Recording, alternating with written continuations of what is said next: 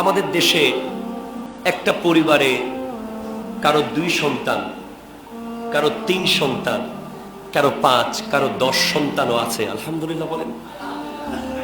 সংসারে সবাই কিন্তু ইনকাম করতে পারে না। মনে রাখবেন, আপনার ঘরে আপনি বড় ছেলে, অথবা আপনি ছোট ছেলে, অথবা আপনি মেজো ছেলে, আপনি মনে করছেন যে সব ইনকাম তো আমিই করছি, সবাই আমার উপরে খাচ্ছে। আছে না নাই? এই চিন্তা প্রায়ই চলে আসে আপনার। কিরে, আমি সারা রাত খাটি, সারা দিন আমি খাটাখাটি করি, আমার উপরে আমার ভাই খাচ্ছে, আমার মা, আমার বাবা, আমার ভাইয়ের বউ, ভাইয়ের সন্তান, আবার একটা বোন শ্বশুর বাড়ি থেকে চলে এসেছে, সেও আমার উপরে, অথবা আপনার ফুফু আপনার উপরে। এরকম একটা পরিবারের কোন একজন ব্যক্তিকে আল্লাহ স্পেশাল দয়া করে তার নিজের জন্য না, সবার জন্য। আপনার জন্য 10,000 টাকা যথেষ্ট নিজের জন্য, কিন্তু দেখবেন আপনি কামাই করছেন 1 লাখ টাকা। আপনি মনে করবেন না যে এই 1 লাখ টাকা আপনি নিজের জন্য কামাই করছেন। আপনি যখন অন্য আরেকজনের দায়িত্ব নিয়েছেন, আল্লাহ আপনার দায়িত্ব নিয়েছেন।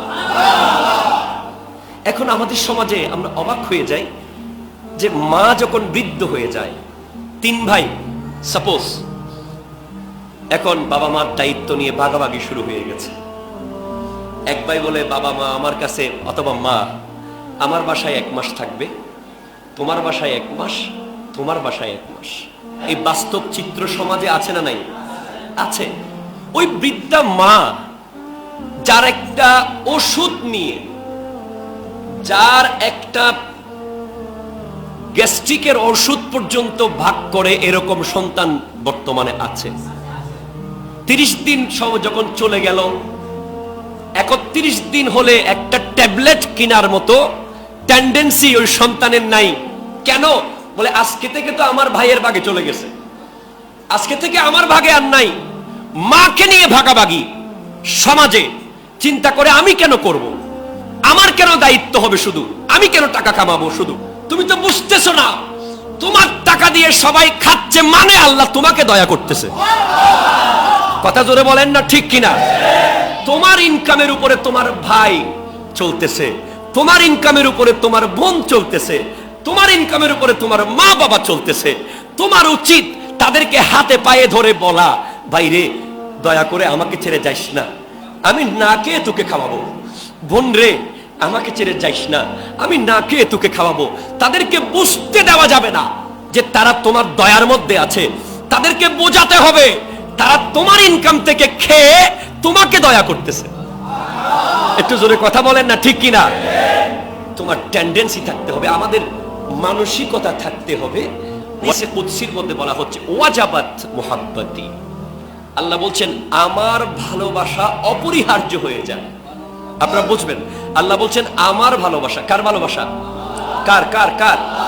ওয়াজিব, অপরিহার্য। আমার ভালোবাসা, আমি আল্লাহর ভালোবাসা ওই সমস্ত ব্যক্তির জন্য অপরিহার্য হয়ে যায়, ওয়াল মুতাবাজিলিনা ফিয়া, খরচ করে, একে অপরের জন্য খরচ করে। কার জন্য? বলেন না, কার জন্য? কার জন্য? আল্লাহর জন্য। আল্লাহর জন্য খরচ করে, তার জন্য আল্লাহর ভালোবাসা অপরিহার্য হয়ে যাবে। তাহলে আজকের পর থেকে কি মনের মধ্যে আসবে সেটা? একটু কথা বলেন, আসবে?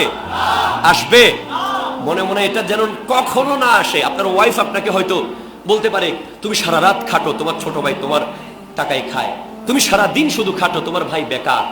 হ্যাঁ, তাকে আপনি কাজের জন্য চেষ্টা করবেন, কিন্তু অপমান করবেন না, কারণ সেও কিন্তু আল্লাহর বান্দা।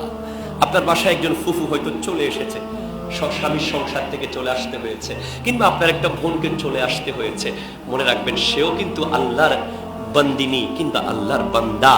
আপনি তাকে একটা টাকা যে খাওয়াচ্ছেন, এটার বিনিময়ে আপনি কিয়ামতের মাঠে আল্লাহ আপনাকে নূরের মিম্বর দেবে।